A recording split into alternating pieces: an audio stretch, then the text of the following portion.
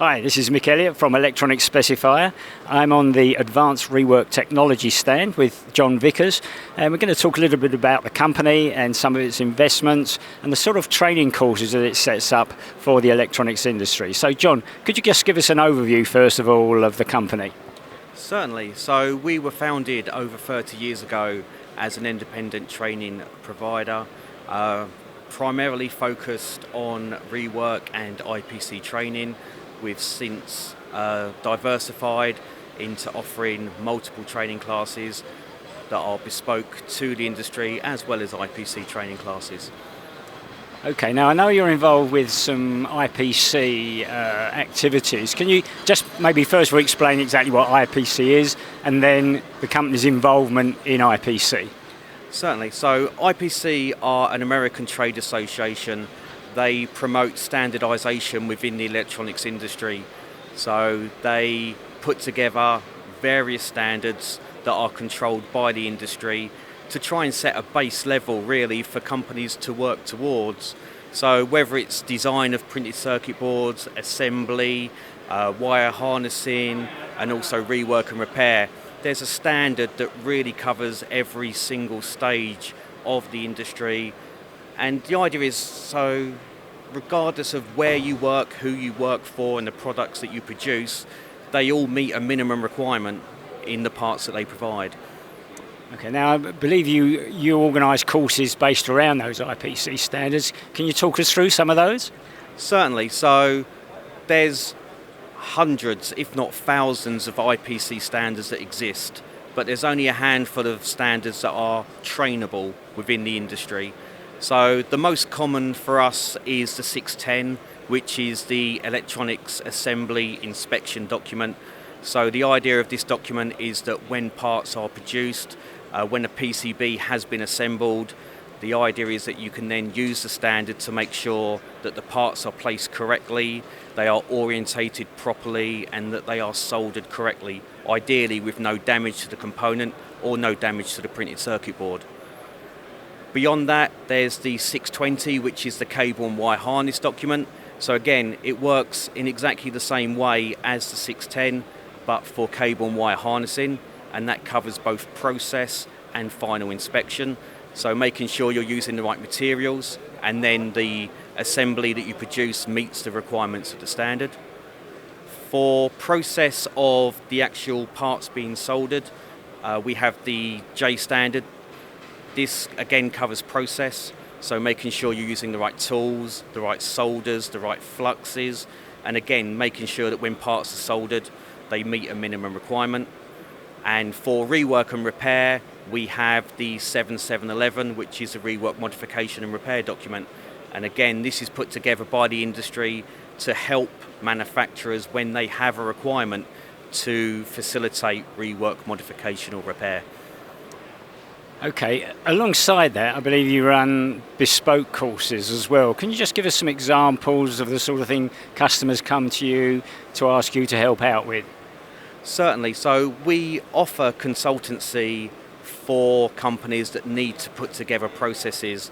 So companies that understand that there's parts that they need to solder, there's processes that are involved in putting those parts together, but don't necessarily understand what it is that they need to do and how they need to do it. So regardless of whether it's IPC or whether it's our own consultancy, we aim to make sure that companies understand what they need to do and how they need to do it, and the materials that they need to actually achieve this. So do they come to you at the very beginning of the production process? Ideally yes, but historically no. So you will find that there are companies that are starting out and they do appreciate that there's certain procedures that they need to follow, but most commonly it's companies that realise through maybe auditing purposes or from a customer standpoint that something potentially is not right, and then they need to find out what that issue is and correct it. And can you just give us some idea of the customers? Are they startups or mature companies? Again, a mixture of both. Historically, mostly mature. So the area in which we primarily focus are medical, aviation, aerospace and military. So a lot of companies that, historically have already been producing assemblies for a long period of time. Okay, and are those markets growing for you? For the last 3 years, I mean, even including COVID, we've not seen a downturn. And if anything, we're finding that we're getting more and more customers and more training, to the point where we've struggled ourselves to meet the requirements of our customers. So in the last 3 years, we've now got 3 additional trainers that we've had to take on to try and achieve this, and we're still not meeting the expectations of our company and our customers. So we're looking at the potential of expansion, which will start in January. So although the building that we currently own we've used for the last 5 years, we've only used half of the company. We've only used the downstairs area.